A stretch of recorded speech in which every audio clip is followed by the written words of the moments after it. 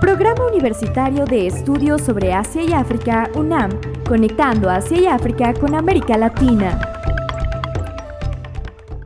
Bueno, me han pedido analizar la problemática entre Hamas e Israel, que obviamente requiere una contextualización para comprender lo que está sucediendo. Eh, yo comenzaría con el nacimiento del Estado de Israel en 1948, que como se recuerda fue autorizado por el Consejo de Seguridad de las Naciones Unidas. Todos los miembros del Consejo de Seguridad aprobaron el nacimiento del Estado de Israel en los territorios palestinos y la asignación de un espacio físico, geográfico en esa parte del mundo para fundar el Estado de Israel. ¿Qué pasó a continuación? Pues que Israel adquirió o se hizo de territorios adicionales a los que estaban estipulados en la resolución, pero además expulsó palestinos y esto dio lugar al primero de lo que serían múltiples conflictos árabe-israelíes. Se inicia la primera guerra árabe-israelí, los países árabes atacan a Israel y bueno, son derrotados porque pues Israel recibe mucho apoyo, eh, sobre todo de naciones desarrolladas. Bueno, este es un primer conflicto. Otro conflicto importante tiene que ver con la nacionalización del Canal de Suez. En 1956, el presidente de Egipto, Nasser, decide nacionalizar el canal que, como recordamos, era propiedad de Inglaterra y de Francia, ¿no? De la empresa o la compañía del Canal de Suez. E Israel aprovechó esta crisis para atacar a Egipto. Esta crisis amenazaba con convertirse en un gran conflicto armado, quizá en una guerra mundial. Entonces ahí vimos maniobrando al que era secretario general de Naciones Unidas, a Hammarskjöld, con Canadá, con Estados Unidos, para encontrar una fórmula que permitiera destensar la región. Y entonces Canadá propuso la fórmula de los cascos azules, mayormente canadienses, para enviarlos a la zona y evitar que siguieran confrontándose los adversarios. Y por otro lado, Estados Unidos presionó mucho a Inglaterra y Francia para que se retiraran. Por supuesto, presionó también mucho a Israel. Y este es otro conflicto árabe-israelí que pues derivó en una enorme crisis. Luego podríamos continuar en la historia. Obviamente los palestinos buscaron reivindicar la causa palestina. En el año 64 nace la Organización para la Liberación de Palestina y en el 72 vemos algunas organizaciones palestinas que en los Juegos Olímpicos de Múnich irrumpen en la Villa Olímpica y secuestran atletas israelíes. La organización que hizo esto se llamaba Septiembre Negro. Y bueno, esta organización palestina, ¿sí?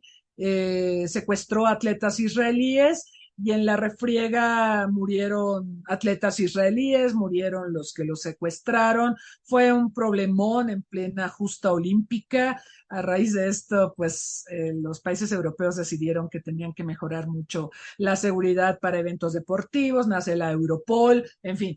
Pero bueno, ese es otro elemento contextual que debemos mencionar. Decirles que se ha hablado mucho de la OLP, pero no es la única organización palestina que reivindica los derechos de los palestinos en diversas porciones que ocupa Israel, ¿ok?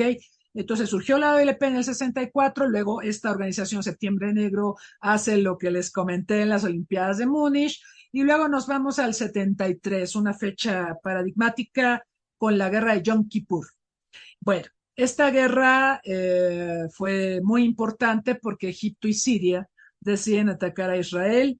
Aparentemente Israel fue tomado por sorpresa. En ese momento era primera ministra de Israel Golda Meir. De hecho, hay una película que se estrenó recientemente en México que se llama Golda y justamente narra este periodo histórico de Israel donde ella es la primera ministra y hay en la película un momento donde el titular del Mossad le dice, pues estamos viendo unos movimientos de tropas de Egipto y de Siria que podrían amenazar a Israel. Y entonces ella le pregunta a los generales de las Fuerzas Armadas israelíes, si ellos estiman que Egipto y Siria van a invadir Israel y la respuesta es no, no estimamos que vayan a invadir.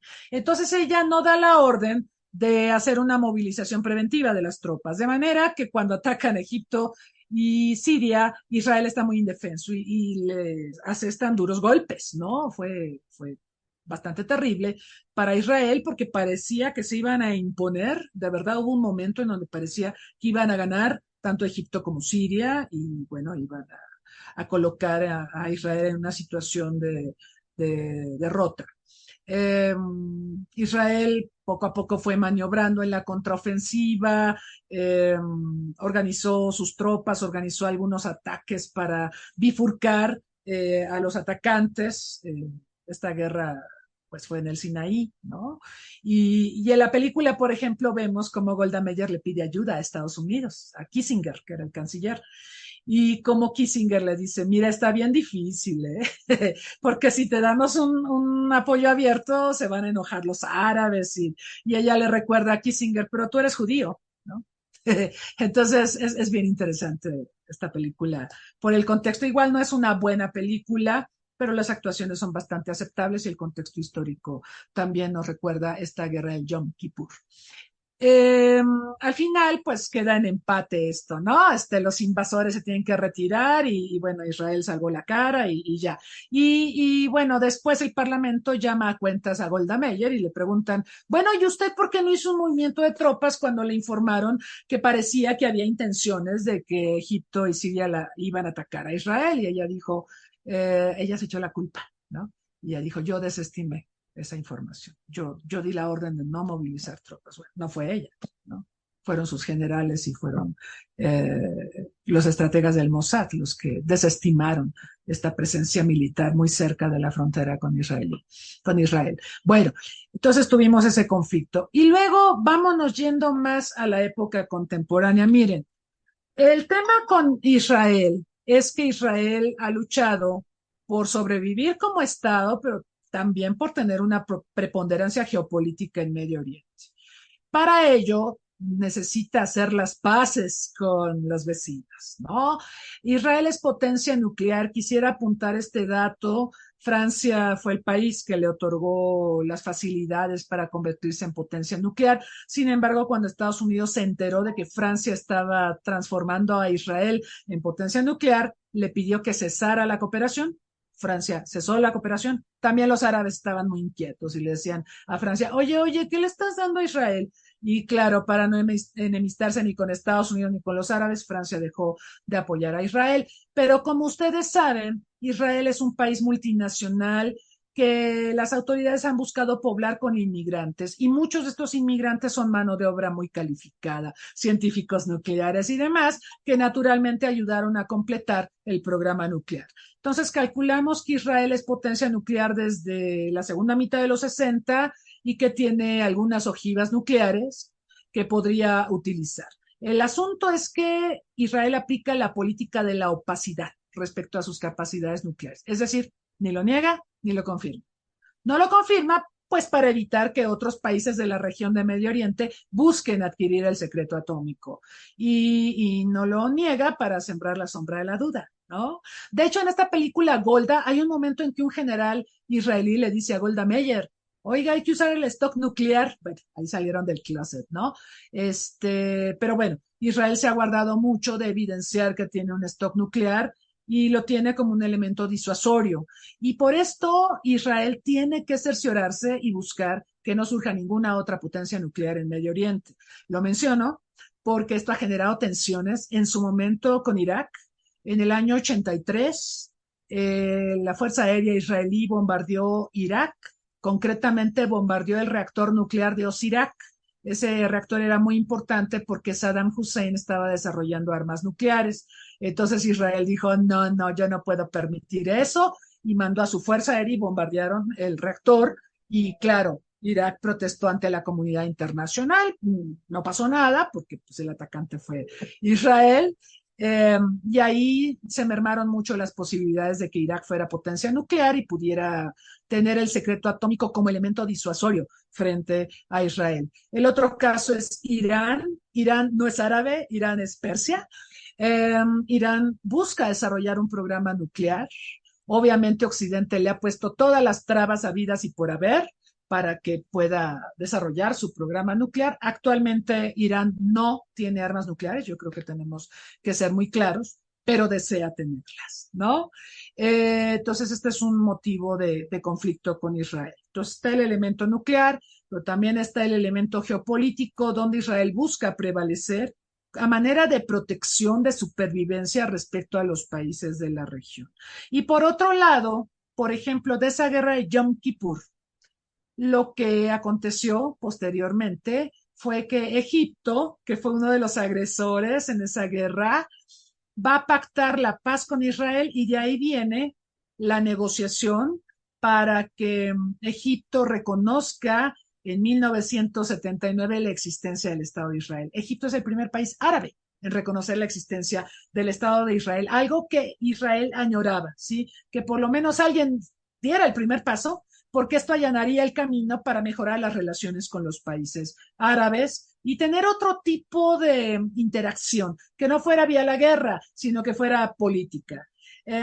Ustedes recordarán que Anwar Sadat fue asesinado, ¿verdad? Posteriormente. Hay quien dice que una de las razones de este asesinato fue que se atrevió a reconocer al Estado de Israel, ¿no? Y hay muchos entre los países árabes que consideran que eso fue una alta traición, ¿no? Al movimiento panárabe y también a la causa palestina. Pero bueno, está ese elemento, el de establecer relaciones diplomáticas con el mayor número posible de países árabes. El otro elemento que me gustaría mencionar son los conflictos armados que se han desarrollado como las guerras del Golfo, tanto la del 91 como la de 2003. La del 91 es importante porque a raíz de este conflicto armado se iniciaron negociaciones de paz entre Israel y Palestina que derivaron en el reconocimiento de Israel y Palestina mutuamente, ¿no? En estas negociaciones que partieron de Oslo, de las negociaciones de Oslo, se reconoce por parte de Israel el derecho de los palestinos y de Palestina a existir y viceversa, el derecho de Israel a existir por parte de los palestinos. Claro, los palestinos representados por Yasser Arafat, ¿sí? Hay otros palestinos que no están de acuerdo con esto, ¿verdad? Ese es el drama. Hamas es un grupo palestino, pero no está de acuerdo en eso y prefiere usar el terror, prefiere usar la violencia para reivindicar su agenda en Gaza, porque sobre todo opera en Gaza, ¿no? Entonces, no porque se inició un proceso de negociación entre OLP o entre Yasser Arafat, que llevó finalmente al reconocimiento mutuo, se acabaron los conflictos árabe-israelíes. Hay muchos otros que se siguen desarrollando que no están resueltos. Lo de Cisjordania no está resuelto. Lo de la Franja de Gaza no está resuelto. El otro conflicto que quiero mencionar es el de la invasión de Estados Unidos a Irak. Este ha sido determinante para cambiar la configuración geopolítica del Medio Oriente. ¿Por qué? Porque cuando Estados Unidos atacó a Irak y contribuyó a que Saddam Hussein dejara de ser el líder, y Saddam Hussein cayó y fue ejecutado, como recordamos, lo ahorcaron. Esto generó un tremendo vacío de poder en la región. Irak era un país que equilibraba un poco la influencia iraní. Bueno, pues cuando Irak queda destruido, debilitado por el colapso del régimen de Hussein, ¿quién se beneficia? ¿Quién ve este vacío de poder y dice, ay, esta es la mía? Irán. Irán decide impulsar su agenda en la región del Medio Oriente y convertirse en un país influyente, que se oponga a Israel, pero que también se opone a otros países árabes que buscan capitalizar el colapso del régimen de Hussein, por ejemplo, Arabia Saudita. Esto es muy importante, ¿sí? Estados Unidos propició un cambio geopolítico fundamental a raíz de la guerra en Irak, la destrucción que provocó en Irak y la caída del régimen de Hussein, ¿ok? Esto no es nuevo, Estados Unidos siempre crea sus propios monstruos. Acuérdense de la guerra soviética en Afganistán y cómo Estados Unidos creó a Bin Laden, lo armó, lo enseñó a disparar y luego Bin Laden se le volteó, ¿no? Entonces, esto pasa todo el tiempo, ¿no? Entonces, en el caso de Irak, por cierto, Estados Unidos en la guerra entre Irán e Irak de 80 a 88 apoyó a Saddam Hussein y luego Saddam Hussein se le volteó y esto terminó muy mal para Irak. Entonces, el país que creció en influencia, en aspiraciones en la región es Irán y busca llenar el vacío de poder que dejó la caída de Saddam Hussein.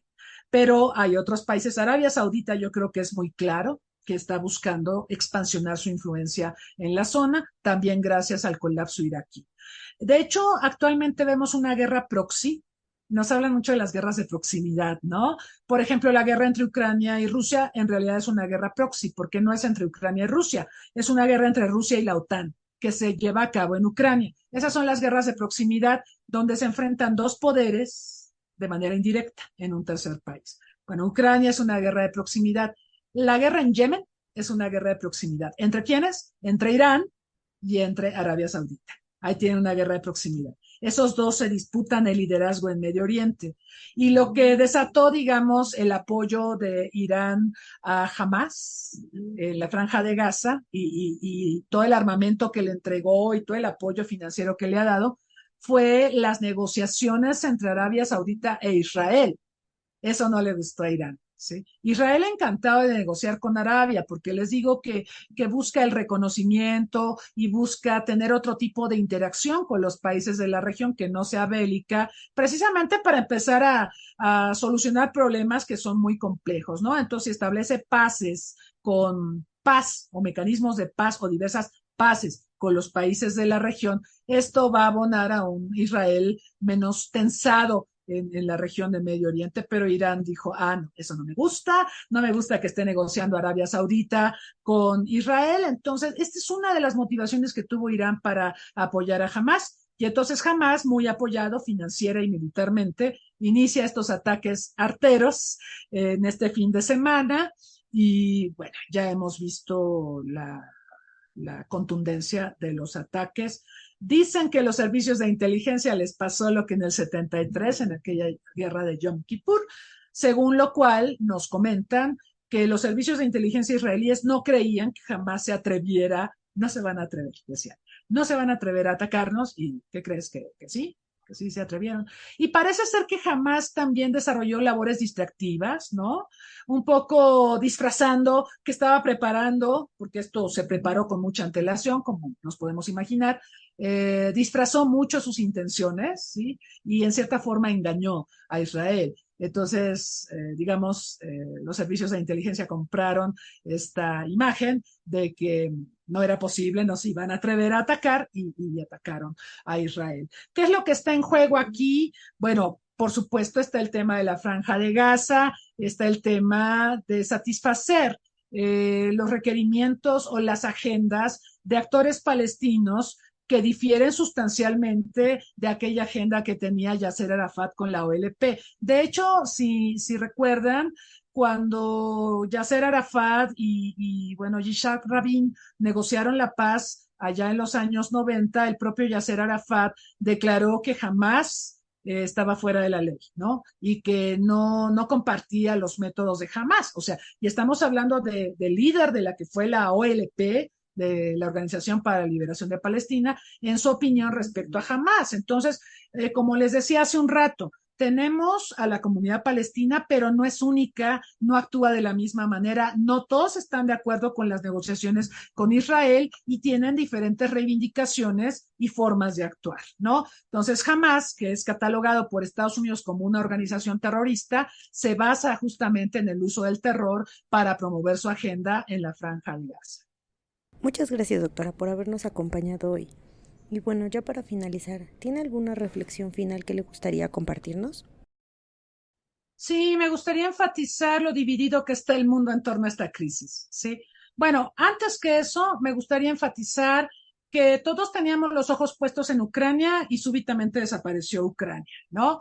Y apareció Israel y apareció Hamas. Y apareció la narrativa occidental de hay que apoyar a Israel, hay que enviarle armas a Israel, y Ucrania está así como, oigan, yo no tengo municiones para enfrentar a Rusia, acuérdense de mí, o sea, yo tengo un problema muy grave, ¿no?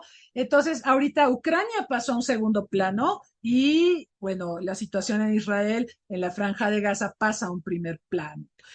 Con la enorme diferencia también hay que decirlo de que Estados Unidos tiene acuerdos de cooperación en materia de seguridad con Israel y le otorga asistencia militar cuantiosa. Si no me equivoco, es el primero o segundo país que más asistencia militar recibe a nivel mundial de parte de Estados Unidos.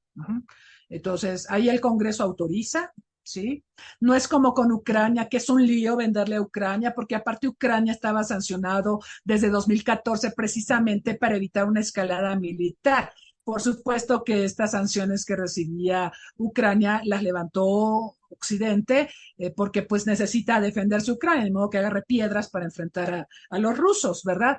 Y pues sí han estado fluyendo armas, sobre todo de parte de Estados Unidos. Estados Unidos ha estado apurando a la OTAN a que también envíen armas, pero ha sido tortuoso, ha sido muy difícil, precisamente por las presanciones que tenía Ucrania desde 2014, por lo del Donbass y lo de Crimea y todo esto. En el caso de Israel no hay esos obstáculos. Entonces yo me imagino que lo que puede pasar es que Israel reciba un apoyo militar cuantioso y esto haga que caiga el apoyo militar a Ucrania. Y eso la puede poner en aprietos, ¿no? Importante.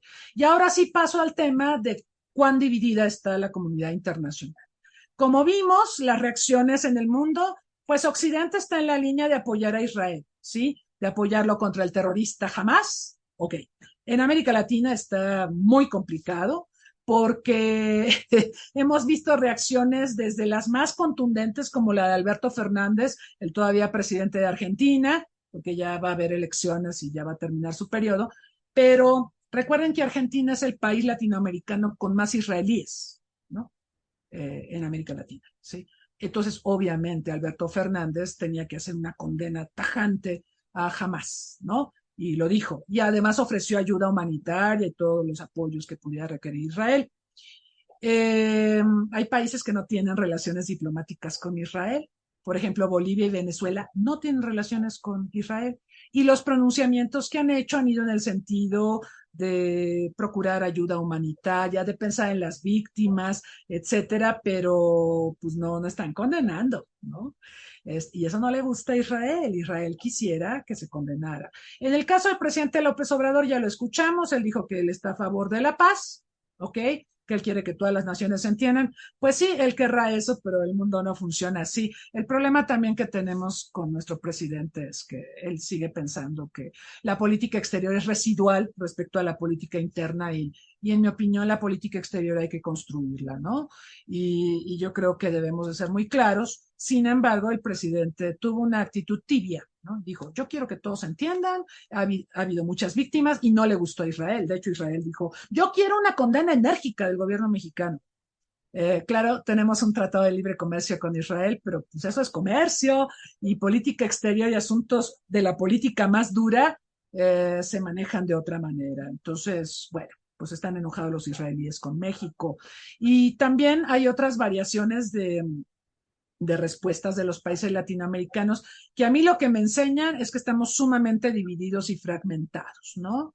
Y que este tema de los conflictos entre Israel y los árabes, más Israel e Irán, son sumamente complejos, son de larga data y son profundamente divisorios. De por sí, el mundo está sumamente dividido, ¿no? Y ahora con esto, pues más. Entonces, pues yo vaticino que pues veremos estas divisiones continuar. Es muy posible que Israel reciba mucho apoyo militar occidental. Esto le va a pegar a Ucrania. Esto le puede beneficiar a Rusia. Y también será importante ver la actitud de Rusia y China. Fíjense ustedes, Israel no ha condenado la invasión a Ucrania. Y bueno, Israel es amigo de Estados Unidos, bastante amigo, aliado estratégico, etc. Tiene sus razones, ¿sí?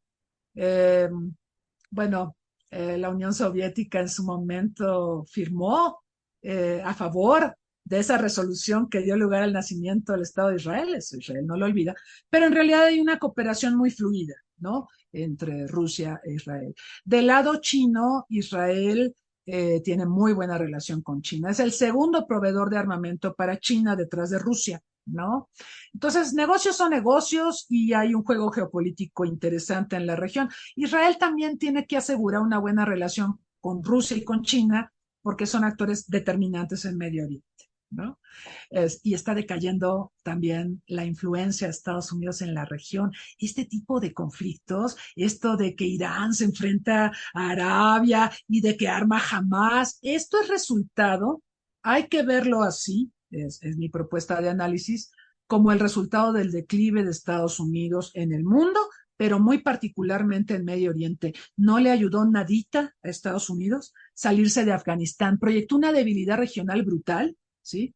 Y ahorita muchos acontecimientos que vemos en el planeta, incluso la propia decisión de Rusia de entrarle a la guerra con Ucrania, se puede interpretar como una visibilización de Estados Unidos como débil, como un país que está dejando vacíos de poder y que otros actores, igual que dijo Irán cuando exterminaron a todo el clan de Saddam Hussein, los estadounidenses, Irán dijo, esta es la mía, este es el momento para que yo pueda tener mayor margen de maniobra en la región y me empodere. Lo mismo dijo Rusia. ¿Sí? Este es mi momento, Estados Unidos está mostrando debilidad, la Unión Europea anda de capa caída, ya se fue Merkel, se ven débiles, en fin, estamos viendo reacomodos muy interesantes, pero yo creo que una lectura importante es el lugar de Estados Unidos en la geopolítica global y claramente el Medio Oriente ya está perdiendo espacios. Es muy evidente. Y por eso Israel ha sido muy cauto en sus relaciones con Rusia y con China. Veremos cómo se desarrolla el conflicto. China convocó obviamente a la razón, al imperio de la razón y demás, y dijo cosas parecidas a las que han dicho otros países, pero Israel no se atrevió a decirle nada a China. Nadie se atreve a decirle nada a China, aunque no te guste lo que digan, no se atreven. ¿Quién se atreve? ¿No? Me acuerdo cuando pasaba lo mismo con Estados Unidos, nadie se atrevía a decirle nada a Estados Unidos, ahora todos se atreven, pues como va en picada, ¿no? Y ahora China es el que está muy perfilado. Veremos cómo evoluciona el conflicto, pero es un conflicto de gran envergadura que tiene implicaciones para todas las regiones del mundo, para todos los países del mundo, México incluido, por eso enviamos aviones para repatriar mexicanos. De verdad que la hemos pasado súper mal en este sexenio, lo quiero decir. Primero tuvimos que repatriar gente por la pandemia, ¿se acuerdan? ¿No? Fletar aviones y traer a la gente que estaba por todo el mundo. Luego tuvimos que repatriar mexicanos de Ucrania, ¿verdad? Porque pues había una guerra tremenda y había que traerlos sanos y salvos, ¿no? Y ahora hay que repatriar mexicanos de Israel, pues porque está la cosa que arde y pues sí lo hemos pasado mal, pero bien en protección consular. Tengo que decir que México está respondiendo en protección consular, está apoyando la protección de mexicanos en el exterior y bueno, son retos que hay que enfrentar, porque miren, si han muerto latinoamericanos, hay la duda de si hay 2 mexicanos perdidos allá en Israel, es lo que dijo la canciller, y sabemos que hay 6 argentinos muertos, hay muchos argentinos en Israel y hay varios latinoamericanos, entonces sí es muy delicada la situación, tenemos que pensar también en esas víctimas, no solo en las palestinas o en las israelíes. Israel es un país multinacional, entonces es muy probable que haya muchas víctimas fatales de diversas nacionalidades y pues ahí opera la protección consular y la repatriación. Entonces ya mandamos 2 aviones, esperemos que regresen sanos y salvos y que estas 2 personas que no sabemos qué pasó estén sanas y salvas. Podcast dirigido y producido por el Programa Universitario de Estudios sobre Asia y África de la UNAM. Dirección académica, Alicia Girón. Dirección ejecutiva y técnica, José Luis Maya. Producción técnica, Gabriela Gallegos. Las opiniones expresadas por los autores no necesariamente reflejan la postura de este podcast.